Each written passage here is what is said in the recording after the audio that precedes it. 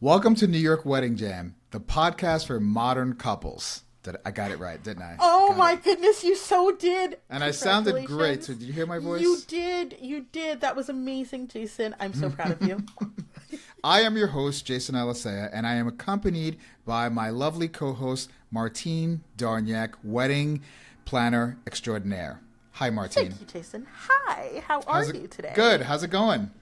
It's going all right. Starting off wedding season with a bang, and we're off to the races at this point. So I'm just trying to prep for some upcoming events here real quick, and we're trying to just put a bow on it, tie it up before we get to the big day. But I'm excited about them. Gotcha. How about Okay. yourself? Yeah, I had my first wedding a few weeks ago, and it was exciting. It's a little tough kind of getting back in the saddle and getting back into the routine. But everything went smooth. Everything went okay. And I have a few coming up, so I'm also like you prepping and stuff. For me, what happens after the wedding is it's still work. And I won't go Right. into the full detail. One of the hardest things for me to do is not go through the footage. I love going through the footage and seeing all the events and all of the formalities and little moments. That's fun for me to go through the footage. The hard part is picking the music, figuring out music that matches this couple, matches the day, complements the story. And I usually use two songs. So that's part of the challenge at the end of the on the post and the post production side of the day. So Got it, got it. So, yeah, all of my heavy lifting happens beforehand. right. So, we are knee deep in timelines and floor plans and changes to who's doing what and songs. And now we want to add other things that we forgot to add before. So, right now, just kind of trying to wrap up details on a few things, but Yeah. it's going to be fun. And, I love to see how it all comes together on the day of. So, Yeah. definitely looking forward to it. When I review a lot of the footage, it's fun because I'm probably the only person that gets to do that, and kind of I'm the first person to relive moments. I'm obviously Right. not the bride or the groom, or the bride and the Right. bride, or the groom and the groom. I'm not the couple. I am not their officiant. I am kind of a neutral observer, and I'm the first person that gets to start reviewing how the day went and Right. picking out great moments. And so one of the things that I definitely love reviewing, and this is part of today's topic, is just the interaction of the wedding parties. Yeah. And some of the things that go on during the prep, some of the fun stuff, some of the awkward conversations that maybe will not make it to the final film, the highlight film. But the wedding party dynamic is an interesting. It's an interesting piece of the wedding puzzle, and so that's what we're Yeah. going to be talking about today. Jason, I have seen some really great wedding parties, in their entirety, where everybody's just kind of 100% there for the couple, and they are there to support. What do you need? We're here to make sure that this day is easy for you. They're in the background, just trying to help out and keep the mood up and the energy up in the room. And then there are some that's not what happens, right? And so one thing that I try and encourage people to do is, as you are choosing your wedding couple, look, I don't know your friends, I don't know what you need to do for this wedding party, if you have to have one, but reminding people that being in the wedding is a privilege, but it also comes with some obligations, and just kind of outlining for people before they've signed up for something what it is that you're expecting them to do and be a part of before, because most people are just going to say yes outright, especially if you've never been in a wedding before and you're not exactly sure how this is going to go. But it's work, right?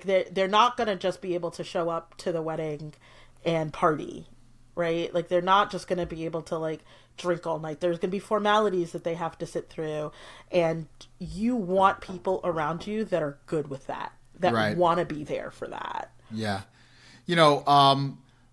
One of the things with wedding parties is that you are going to be asking a lot of these people before the wedding, things that are kind of leading up to the day of, as well as the day of, right? So Right. there is a lot of responsibility going into it, and this is going to sound weird, but this is something that I was typing in my notes, Martine, but as we were talking about it before we started this, and that is stamina during the day, Yeah. right? Some people It's a are big one. just, yeah, they just get tired very early. Maybe they get hangry if they don't eat every couple of hours. Right. And sometimes that can be very difficult to manage when the day is supposed to be about you as the couple. And this goes for brides and grooms, or brides and brides, or grooms and grooms, Right. whoever you are getting married. If you have a friend that is not good for the whole day and can kind of maybe go a few hours without eating and be asked to do things that may not be the most comfortable for them, if a photographer asks them to stand on top of a rock for a photograph, they kind of need to be able to go with the flow a little bit. Yeah, and that's the word. That's the key phrase right there. Go with the flow, because truthfully, if it isn't somebody who can go with the flow and who's just kind of there to for whatever, it can get a little awkward. Sometimes there are health concerns, right? Like we've had people who didn't want to be outside for the ceremony because it was kind of chilly, right? And I'm like, well, this is what we're doing, and well, can I wear my coat? I'm like, I mean, that's not going to be good for pictures, right? Like, unless the coat was a part of the attire for the day, like we don't want to do that. And not everything is about looks, but there's some moments that are kind of just like we got to build these in. And you have to know that about your friends, right? Like, you have to know that, listen, my diabetic friend is going to need to eat every couple of hours, and so unless you're planning on feeding them every couple of hours so that they can hang with you all day, that's a legit thing. You don't want people fainting, you don't want people passing out, and you don't want people uncomfortable either. But making sure that you know who your friends are and your friends know what their responsibilities are is so important to setting the right mood and the vibe for the day. Right. You mentioned earlier before we went on about you want to, I was going to say hire. You don't want to hire bridesmaids or groomsmen, or maybe you do, Maybe you do, to but fill in a blank, but you want a cheerleader. You you want want a somebody who's cheerleader. in your in your corner, somebody who's able to um, allow you to be first on the day, put you first, not put Right. themselves first. And that's what a cheerleader in sports does. They cheer on the athletes who are on the field. Right. And so you want someone who's going to be able to, in a way, sacrifice. Again, you may be accommodating for them. Obviously, if they have a medical condition, hopefully you're going to be accommodating and caring for that.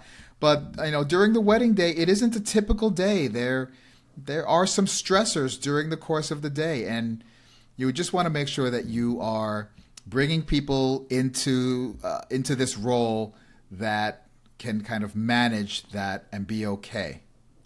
Yeah, and I mean, part of it is too, like, sometimes, usually it's fine if these are like your besties and we hang out every week and they're just happy there. They've been supportive of this relationship the whole time, etc.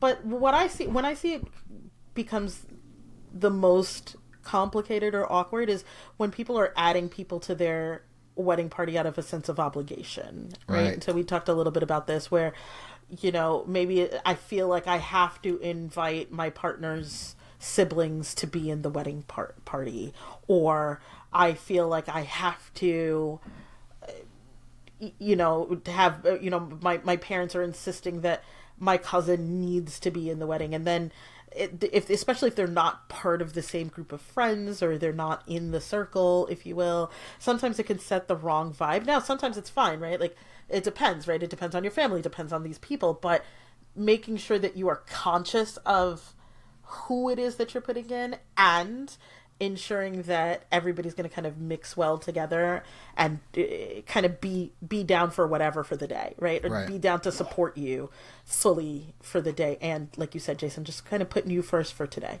Yeah. So one thing that I see a lot of is the sibling obligation. And so I know you mentioned, like, oh, my partner's sister or my partner's brother, right, in the wedding party. But a lot of times I also see, like you said, oh, my mom wants my cousin to be in the wedding party. And so, okay, maybe that cousin, you're okay with that cousin. But then that cousin has a sister. And now you're like, well, I can't invite cousin one and then not invite cousin two to not be in my party because they're sisters, right? So that's an example of like another example of obligation that you're like, well, you're closer with that one cousin and they're really, you're maybe honoring the obligation request by your mom, but now there's an extra sister in there who you're not so close with, and are they mixing with your people well, and how's that going to go? Yeah, and I've just seen it too many times where, like, yeah, they had to be in it, and they only said yes because they had to say yes, right? And so then the whole vibe is just not there, and then people are, they're not there to support you. They're there out of obligation, or you've put them there out of obligation, and they know that, and it just sets the wrong tone for the whole day. Yeah.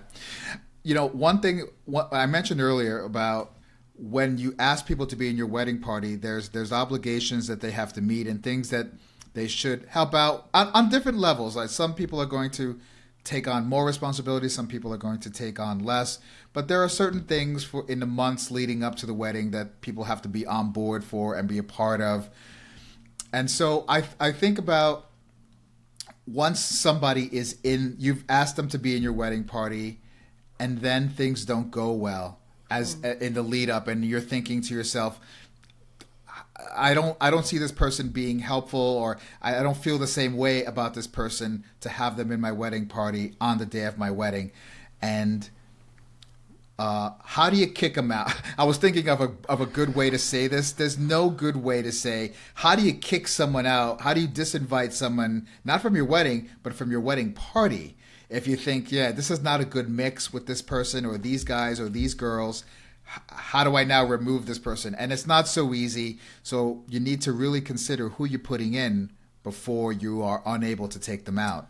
Yeah, and it's definitely a whole lot harder to get them out after you've already put them in, for sure. So definitely you want to avoid adding somebody who you're already feeling anxious about or who you're already thinking might not be a good fit. If you do find yourself in a situation where this is more stress than it's worth, I do think reasonable conversations need to be had before the wedding day, because if it's not going to get better and it's only going to add to stressors. Weddings are stressful enough by themselves, especially in the planning process, that you don't need that like extra added level of nonsense. I do think having a conversation about it and making sure they understand the why of it, frankly, usually by that point it's because they didn't want to be in it anyway, right?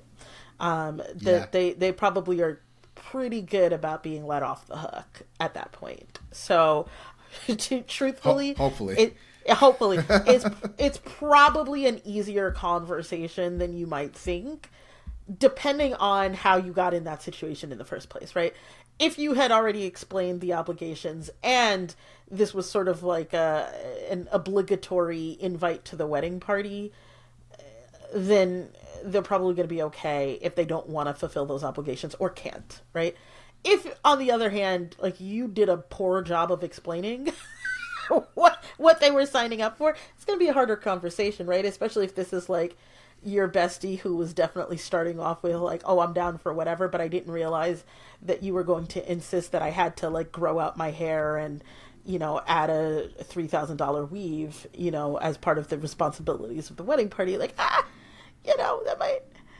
there's some wiggle room for understanding here, but like, definitely making sure that we've outlined what the responsibilities are first. It'll make it easier later.